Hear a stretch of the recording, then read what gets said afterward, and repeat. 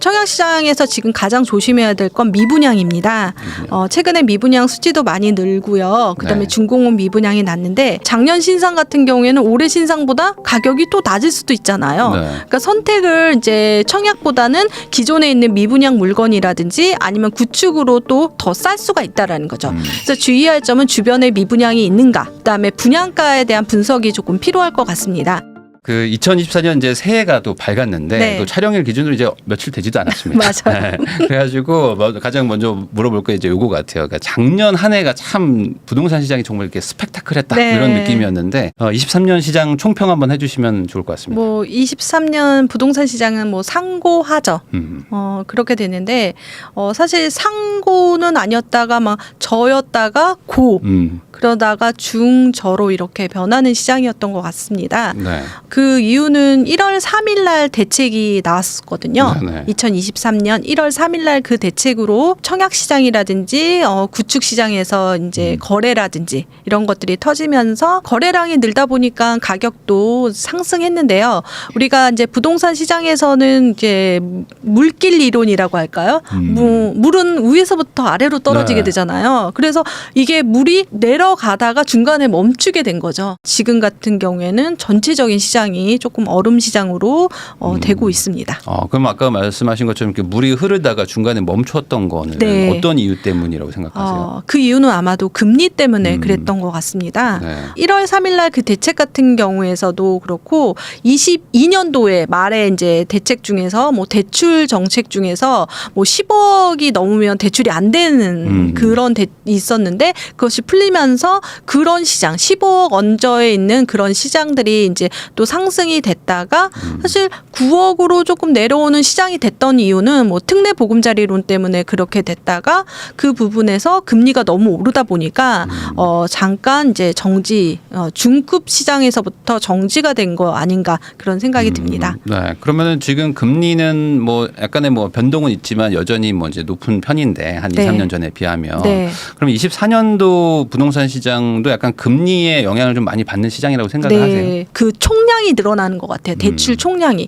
예전 뭐 내 집 마련할 때 2, 3억 정도 대출 내서 집을 샀지만 지금 네. 5, 6억대 이상으로 되다 보니까 2배 정도 이자가 많아졌고 그리고 금리도 뭐 2%대에서 4%니까 2배가 되니까 사실 이에 N승이 돼버린 거죠. 그래서 사실 금리의 영향은 확실하게 영향을 끼칠 수밖에 없는 시장인 것 같고 2024년도 뭐 부동산 시장 전망하실 때 대부분 이제 미국의 금리가 내리겠다라는 건 아주 확실한 이야기라는 식으로 이제 기사가 나오고 이거보다는 오르지 않겠다 이렇게 생각하다 보니까 금리에 영향을 주는 상품들 그러니까 부동산에서 내 집 마련 부분 같은 경우에는 다시 조금 관심을 가지지 않을까 그런 생각이 듭니다. 아무래도 이제 금리 영향이 뭐 있기도 있지만 예전 대비 총액 자체가 이제 많이 빌려버리니까 그러니까 옛날에는 이자 150 내던 거 갑자기 막 300, 400 내야 네. 되니까 이제 한계치가 온 거다. 네. 뭐 이렇게 보시는 거군요. 네.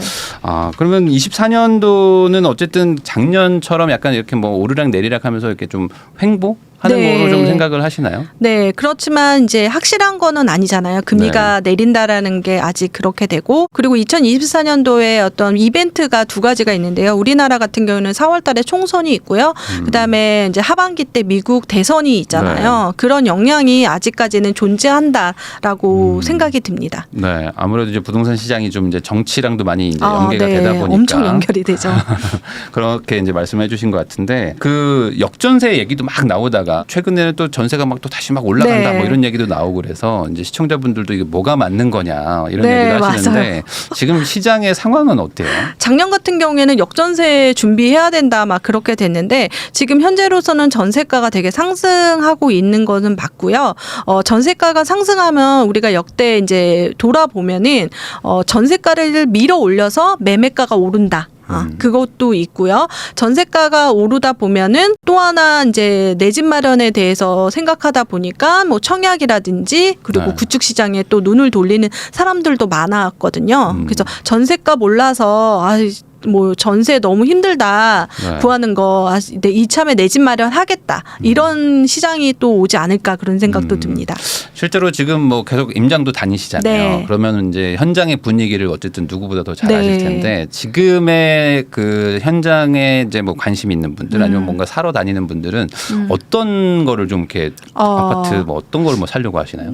제가 봤을 때 뭐 3,000세대 이상의 우리가 전용 면적 84제곱미터 국민평형에 전세가 나온 개수를 한번 좀 체크를 해보시는 게 제일 좋을 것 같습니다. 네. 수요층이 워낙에 있는 거고 그다음에 공급 자체가 없다라는 건 지금 현장에서 전세가 없구나라고 생각하시는 게 제일 좋고요. 네. 실제적으로 지금 서울 같은 경우 대단지 같은 경우에도 정말 없고 제가 뭐 8월 달 같은 경우에 봤었을 때랑 10월 달, 12월 이렇게 두 달 사이에 5천씩 이렇게 오르더라고요. 전세가요? 네네. 실제적으로. 네. 그리고 실제 네이버 부동산에 들어가면 전세 개수가 아예 없거나 그러면 현장에서 이제 나오는 거를 찾아야 되겠죠. 네. 근데 왜 이렇게 없나라고 생각하면 우리가 이제 임대차 입법에서 그 계약갱신 청구권을 쓰는 게 있기 때문에 시장에 나올 수 있는 물량이 좀 더 줄어들게 되는 거죠. 네. 그래서 지금 현재로서는 전세 시장이 추이를 봐야 되지 않을까 그런 생각이 듭니다. 아니 저도 그런 얘기를 들었는데 요즘에 그냥 계약갱신 청구권 그냥 써서 네. 그냥 2년 더 살겠다. 아예 그냥 네. 시장에 물량 안 나온다는 그런 것도 네. 많더라고요.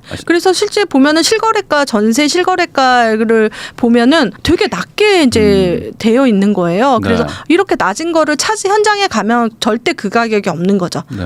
그래서 계약갱신으로 쓰는 그 전세 가격하고 그리고 실제적인 전세 가격 그런 것들이 다르기 때문에 그래서 구별해야 됩니다. 아, 그러면 이제 실제로 현장에 가보면은 좀 전세가 오름세가 좀 느껴지는 게 있다. 네. 근데 이것도 이제 어떤 특정 지역인가요? 아니면 뭐 어떤 전체적으로 좀 그런 것들이 좀 지금 느껴지나요? 수도권 정도 서울하고 경기 정도가 그렇게 되고요. 인천 같은 경우에는 지금 입주 물량이 많기 때문에 서울보다는 그렇게 강하게 오르지는 않고 있거든요. 네. 지방 같은 경우에도 국지적으로 이제 입주 물량으로 영향을 받기 때문에 좀 다른 형상을 보이고 있지만 전체적으로 흐름은 입주 물량이 없고 전세가 오르는 추세이긴 합니다. 그러면은 그 월세도 한동안 막 올랐었는데 네. 요즘 아파트 월세 시장은 좀 어때요? 월세 같은 경우에는 이제 전세랑 매매랑 월세랑 사실 이걸로 100으로 봤을 때 매매가 만약에 50이고 전세가 30이고 월세가 20이라고 하면은 뭐 전세가 지금 뭐 떨어졌잖아요. 작년 네. 여정세 뭐 20으로 되면 그 10은 어디로 가냐? 월세로 가게 되거나 네. 매매로 가게 되거든요. 실제적으로 월세 시장에서 월세 같은 경우에는 작년 같은 경우는 급격히 올랐습니다. 이자 같은 경우에도. 근데 지금 같은 경우는 월세 시장에 이제 안정화를 찾긴 했지만 최근 뉴스를 봤을 때 월세 시장이 줄지는 않고 있다라고 나오거든요. 그래서 지금 월세 시장에서는 급격하게 월세가 오르지는 않지만 네. 그래도 안정화됐지만 계속 수요는 늘어나고 있다라고 보시면 되겠습니다. 그러니까 아무래도 이제 전세로 약간 조금 뭐 이동도 하기 때문에 예전처럼 뭐 가파른 이동은 네, 가파른 상승 네. 아니지만 그래도 뭐 한번 오른 게 좀 잘 안 떨어지잖아요, 월세라는 네, 게. 월세는 안 떨어집니다. 작년 같은 경우에는 10년 전하고 월세 시세가 동일했거든요. 네. 근데 그 시세를 정말 뛰어넘게 오르긴 했습니다. 근데 그게 이제 한 번 떨어지지 않는다는 게 이게 진짜 중요한 말입니다. 한번. 그러니까 월세 네. 쪽은 이제 계속 이제 가격 상승을 유지하고 있고 이제 전세가 네. 좀 따라 오르는 약간 네. 그런 추세로 보면 되겠네요. IMF님이 뭐 다른 것들도 다 전문으로 하시지만 사실 청약 쪽을 제일 네. 또 전문으로 하시는데 이 청약 시장에 뭐 좀 통장 깬다 뭐 이런 얘기 많거든요. 네, 그러니까 맞아요. 해봐야 의미 없다 뭐 이런 얘기들도 막 하시는 분들도 많아서 막 기사도 나오는데 실제 요즘에 청약 시장 분위기는 어떤가요? 네, 청약통장 해지 같은 경우에는 여러분들이 청약통장이 적금통장인데 우리가 만기라고 하죠. 적금이면 만기의 개념이 이제 해지할 수 있는 거가 뭐냐면 청약에 당첨되거나 직접 해지하거나 네. 그렇게 되면 그 돈을 쓸 수 있다라는 거죠. 네. 그리고 청약통장 같은 경우는 금리가 또 일반적인 적금통장보다 낮기 때문에 내가 굳이 청약을 하지 않으면 청약통장이 없어도 되지라고 생각하는데 이 청약통장 해지가 많으면 많을수록 청약 시장은 안 좋아지고 있구나라고 생각하시면 되겠습니다. 아, 해지가 많을수록 청약 시장이 좀 네, 안 좋다. 네. 근데 그 한 몇 달 전만 하더라도 막 청약 막 완전 네, 다시 네. 막 불이 붙었다 뭐 이랬었잖아요. 네, 올 초에 이제 네. 청약 그 통장을 가입했죠. 근데 여러분들이 이 청약 통장 같은 경우에는 가점도 있지만 비규제 지역은 뭐 12개월 지나야지 그 통장이 1순위가 되고 투기가열지구는 2년이 지나야 되거든요. 네. 그래서 바로 넣었다가 뺐다 이렇게 하시면 사실 청약 통장으로 청약을 당첨되기는 조금 어렵습니다. 그래서 만약에 이제 해지를 원하시면 해지하고 다시 가입하는 걸 네. 추천을 드립니다. 네. 그러면은 그 요즘 청약 시장이 한때 좀 뜨거웠다가 이렇게 네. 약간 요즘 좀 잠잠해졌다 이렇게 봐야 네, 될까요? 맞습니다. 그렇게 된 이유가 있을까요? 네, 그 이유는 아마도 분양가 때문에 그런 것 같은데요. 우리가 문재인 정부 때 분양가 같은 경우 규제하는 게 두 가지가 있었는데요. 분양가 상한제랑 고분양가 관리 지역이라고 있었습니다. 그런데 고분양가 관리 지역이라는 게 좀 사라졌고요. 그다음에 분양가 상한제 같은 경우에는 투기가열지구 강서, 송룡, 강남, 서초, 송파, 용산만 해당이 됩니다. 거기는 노또 분양이죠. 아무리 비싸게 해더라도 그러다 보니까 분양가는 국룰이 있는데요. 전 분양보다 항상 분양가는 오른다. 그게 국룰입니다. 네. 그래서 청약도 빨리 받는 게 좋다. 뭐 이렇게 말을 하거든요. 실제적으로 분양가는 점점 상승했습니다. 그러면 이제 그 규제 있는 지역들은 그래도 조금 상승하지만 뭐 규제가 풀린 데들은 뭐 급상승했다고 하더라고요. 거의 급상승 수준이죠. 수도권 같은 경우에는 뭐 59 타입, 그러니까 24평이 9억대로 분양을 네. 한다라고 하면은 9억이라는 분양가가 되게 중요한데 9억 아래만 이제 중도금 대출이 내줬기 때문에 분양가가 막 9억, 그러니까 우리가 홈플러스 가면은 뭐 99,990 그렇게 되듯이 분양가도 8억 9,990 이렇게 했거든요. 네. 그래서 9억으로 넘어간다는 게 되게 지지선이었는데 쉽게 그것도 59제곱미터 24평이 넘어섰다라는 거죠. 막 대출도 풀어주고 하니까. 네, 네, 맞습니다. 그러니까 이제 좀 비싸져서 사람들이 조금 청약을 좀 꺼려하게 되는 분위기로 네. 약간 좀 식은 거군요. 네. 그 작년 네. 23년 대비 뭐 청약 제도가 뭐 달라지거나 좀 바뀌는 부분이 있을까요? 24년도에 청약 그 제도가요 한 10가지 정도 바뀌게 되거든요. 너무 많이 바뀌는 거 같아요. 근데 이제 네. 자신에 딱 맞는 것만 생각하시면 될 것 같습니다. 그리고 청약 시장에서 이제 바뀌는 것 중에서 가장 중요한 거는 지금 뭐 신생아 특별 공급, 그러니까 신생아 아기를 낳으면 특별한 공급을 해주겠다. 네. 그게 가장 큰 것 같습니다. 그래서 그게 가장 많이 달라졌고요. 그리고 자녀 수 대비 뭐 많으면 많을수록 나는 그 다자녀 특공 같은 경우에도 이제 우리가 다둥이 카드라고 하잖아요. 네. 서울 같은 경우에는 2명이라도 다둥이 카드가 나온다라고 하더라고요. 그만큼 이제 2명도 이제 다자녀 특별 공급도 할 수 있는 여러 가지 변화가 있다라고 보시면 되겠습니다. 그럼 이 신생아 특별 공급 관련해 가지고 이제 가장 뭐 새로 바뀌는 거니까 네. 이거 좀 설명해 주시면 좋을 것 같거든요. 네. 특별 공급은요, 우리가 이제 공급량, 그러니까 분양이 뭐 100세대면 특별 공급하고 일반 공급 이렇게 나눠서 이제 분양을 하게 됩니다. 특별한 사람에게 주는 거죠. 그런데 여기서 특별한 사람이라고 하게 되면은, 공공 분양은 아예 섹터가 생겼고요. 네. 딱 정해진 양이 생겼고요. 그리고 민간 분양 같은 경우에는 영순위가 되는 겁니다. 그래가지고 그 신생아 난 사람 먼저 뽑는다. 당첨될 수 있는 확률이 높다라는 거죠. 그러면은 이게 아이만 낳으면 영순위가 되는 네, 아이만 개념인가요? 낳으면 영순위가 되는 건데요. 네. 낳는다는 전제하에서도 이렇게 되는데 결혼을 하지 않아도 이 네. 특공을 쓸 수 있다라는 게 좀 달라진 거겠죠. 어. 청약 같은 경우는 가장 혼인 페널티라고 해서 되게 안 좋은 게 되게 많았거든요. 네. 그런데 이제 혼인 신고를 하지 않고 아이만 낳으면 이제 특별 공급에 해당이 되는 거죠. 이거는 자세한 거는 한 4월 달에 나오거든요. 네. 그때 4월 달에 아마 소개시켜 주세요. 아. 불남 TV에서. 그럼 이게 신생아를 낳은 사람들인 건가 아니면 네. 임신은 아니고? 임신도 마찬가지죠. 임신도. 2년 안에 이렇게 아이를 낳는다는 전제하에서 나오기 때문에 아이를 이제 출산을 할 계획이 있거나 이런 것들도 따져서 아마 정확한 정책은 아마 4월 달에 나올 것 같습니다. 아직은 나오진 않았지만 만약에 네. 나온다면은 이제 영순위로 해주니까 이거 상당히 좋은 거네요. 네, 영순위이기도 하고 신생아 특별 공급으로 하게 되면은 좋은 거는 뭐냐면 정말 좋은 지역에 내가 조건이 안 됐을 때도 이게 조건이 돼서 할 수 있다라는 거죠. 네. 그러면 이거는 한번 이제 아이를 낳을 생각이 있으신 분들은 네. 한번 알아보시면 이제 좋을 것 같고 조만간 나온다는 거. 네. 그리고 이제 다자녀 특공이 근데 이제 예전에는 이제 3명 넘어야 네, 됐으니까 맞아요. 네. 사실상 이렇게 애 셋 낳으면은 뭐 청약 당첨 잘 된다 이랬는데 그렇죠. 이제는 이제 둘로 되면은 네. 사실상 뭐 대상자는 늘어났지만 그렇다고 아파트가 더 많이 늘어난 거 아니니까 그렇죠. 경쟁률이 높아지는 개념이죠. 예, 경쟁률이 높아지는데 다자녀 특공 같은 경우에는 미달이 나는 경우도 많거든요. 그렇기 때문에 내가 2자녀만 있다라고 하면은 대부분 특별 공급이 생애 최초랑 신혼부부 특공이나 이런 것들이 되는데 하나 다자녀 특공이 됐다라는 거예요. 다자녀 특공도 도전해 보시면 좋습니다. 네. 그러면은 반대로 이렇게 바뀌면서 뭔가 손해를 보게 되거나 뭐 좀 조심해야 되는 부분이 있을까요? 뭐 손해 본 거는 전데요. 4050 네. 이 세대들 같은 경우에는 전혀 바뀐 게 없죠. 그런데 네. 이제 우리 젊은 사람들이 이제 아이를 낳기 위한 정책이었기 때문에 가임 여성을 위한 정책이 아닐까 그런 생각이 듭니다. 네. 하지만 거기서 보면은 가점 체계에서는 아직까지 뭐 나이 많을수록 유리하기 때문에 네. 그 부분이 제일 아쉽죠. 그러니까 이제 뭐 어쩔 수 없이 좀 이렇게 뭐 정부 정책상 아이들을 위한 좀 네. 출생률 좀 높이기 위한 그런 정책이다. 네. 그리고 반대로 또 이제 24년에 뭐 좀 무심코 했다가 뭐 또 실수하시는 분들 항상 그런 사람이 많으니까 많죠. 좀 뭘 조심을 해야 될까요? 청약시장에서 지금 가장 조심해야 될 건 미분양입니다.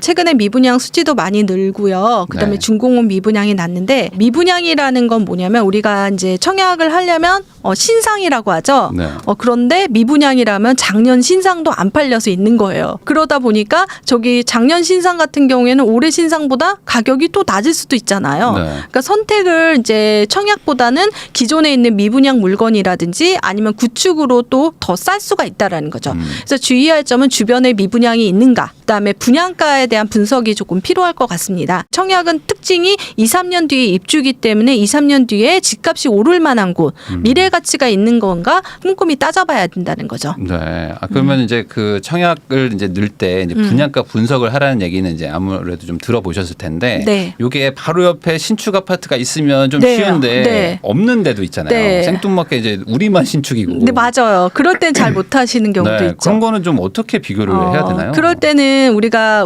지구가 하나라고 생각하는데 또 다른 지구가 있다라고 생각하는 거죠. 그러니까 비슷한 지역을 찾는 거죠. 네. 비슷한 지역 중에 찾는 거는 평당가가 비슷하거나 교통망이 연결되거나 이런 경우가 있는 거죠.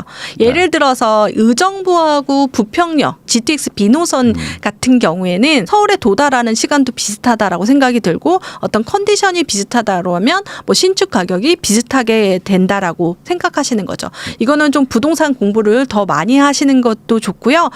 그다음에 이제 교통망을 조금 많이 아시는 것도 좋습니다. 그러니까 뭔가 이 지역에 청약할 사람들이 대안으로 생각할 지역이 어디냐. 네, 그래서 그렇죠. 그 동네의 신축들 가격들하고 좀 비교해 네, 보는 맞습니다. 것도 괜찮다는 거네요.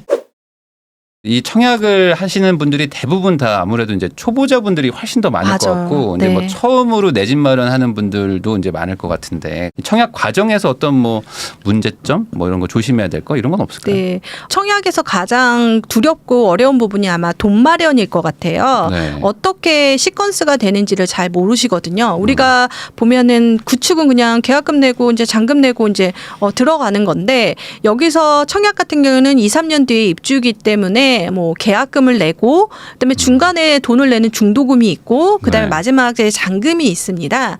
그래서 돈을 마련하는 과정이 필요한데요. 대부분 계약금은 한 10%에서 20% 정도 이제 분양가 대비 마련을 해야 되는데 이거는 대출이 안 됩니다. 네. 그래서 자신이 뭐 신용대출이라든지 자기 돈이 꼭 있어야 되기 때문에 내가 원하는 지역에 만약에 분양가가 9억이라고 하면 9천만 원 정도는 내가 돈을 가지고 있어야겠죠. 그리고 나서 중도금 같은 경우는 대부분 대출이 가능합니다. 중도금 같은 경우는 6회차로 나눠지게 되는데요. 10% 10% 이렇게 되고요. 그러니까 9천 그거를 매달 내는 게 아니라 은행에서 대납을 해주는 거죠. 우리가 이제 대출을 내기 때문에. 그래서 네. 중도금 같은 경우는 걱정을 안 하셔도 되고 그러면 중도금을 못 받는 사람이 누구냐 그런 네. 생각을 하는데 신용 등급이 낮거나 아니면 그 중도금 보증서라고 하죠. 그거를 뭐 여러 개를 쓰는 게 안 되거든요. 그래서 세대당 2건까지만 되니까 2건 이상 되면 안 되는 거 그것밖에 없기 때문에 대부분 99%는 다 나와요. 중도금 대출은. 그런데 이제 잔금으로 들어가면서 조심해야 될 것이 있습니다. 그래서 계약금 10%, 중도금 60%, 그다음에 잔금이 한 30% 정도 되는데 내가 잔금 30%를 마련해야 되니까 2억 7천이 필요하다고 이렇게 생각할 수도 있어요. 네. 하지만 거기서 조금 다른 점은 우리가 중도금 같은 경우나 이런 거는 분양가 대비 이렇게 산정 설정을 하게 되는데 잔금은 시세를 체크를 하게 됩니다. 그게 네. KB 시세라고 하는데요. 예를 들어서 롯데캐슬 뭐 L65 청량리역 거기 있는 것들은 뭐 9억에 분양을 했더라도 실제적으로 잔금 당시에 KB 시세가 뭐 15억, 뭐 18억 이렇게 됐거든요. 네. 그러면 뭐 더 대출을 많이 낼 수가 있다라는 그렇죠. 거죠. 그래서 잔금 같은 경우에는 주변 시세, 그러니까 대비 이제 조금 나온다라고 봤을 때 내가 돈이 얼마 필요한지를 따져야 되는데, 근데 무작정 대출이 나오는 건 아니에요. 중도금 대출은 DSR을 보지 않지만 잔금 같은 경우에는 DSR 소득 대비 또 금액이 정해지기 때문에 네. 자신이 이제 대출을 낼 수 있는 양을 조금 꼼꼼히 따져봐야 되는 거죠. 연봉 1억이면 뭐 한 5, 6억 정도 대출 네. 나온다 뭐 이렇게 얘기를 하는데 네. 그러면 이제 말씀하신 것처럼 잔금은 이제 시세가 높아져 가지고 대출이 더 LTV는 많이 되는데 낼 수가 있죠. DSR이 안 네. 되면 네. 그것 때문에 또 이제 골치 아픈 문제가 부분도 되죠. 있겠네요. 하지만 지금 투기가요지구 강남 서초 송파 용산구를 제외하고 그다음에 공공택지를 제외하고는 대부분 분양권 상태에서 전매가 가능합니다. 네. 내가 잔금 마련이 어렵다면 분양권 상태에서 매도를 하는 게 또 방법이기도 합니다. 결국에는 이제 분양 받고 나서 시세가 오르면 네. 웬만하면 문제는 없는 거네요. 네, 청약이라는 맞습니다. 게. 네. 근데 반대로 이제 뭐 똑같거나 뭐 내려가거나 하면 이제 그때는 정말 KB시세가 내리지는 않고요. 분양가 상태로 이제 나오는 경우도 많고. 그래서 좀 이 잔금 같은 게 걱정이 되는 거죠. 미래니까 네. 내가 이게 어떻게 되나. 부동산 시장을 뭐 예상할 때 뭐 2, 3년 뒤로까지는 예상할 수가 없거든요. 네. 그런데 이제 그런 부분에서 정말 리스크한 부분을 조금 여러분들이 체크하시는 게 가장 좋습니다. 그럼에도 불구하고 어쨌든 뭐 잔금을 치르는 게 물론 리스크는 많지만 네. 그래도 이제 좀 시간 지나면서 상승하거나 뭐 이런 것들도 네, 있으니까 그런 것들 보시면 되겠습니다. 당첨이 사실 중요한 거지 당첨 이후에 어떤 뭐 이렇게 대응은 어떻게든 할 수 있다.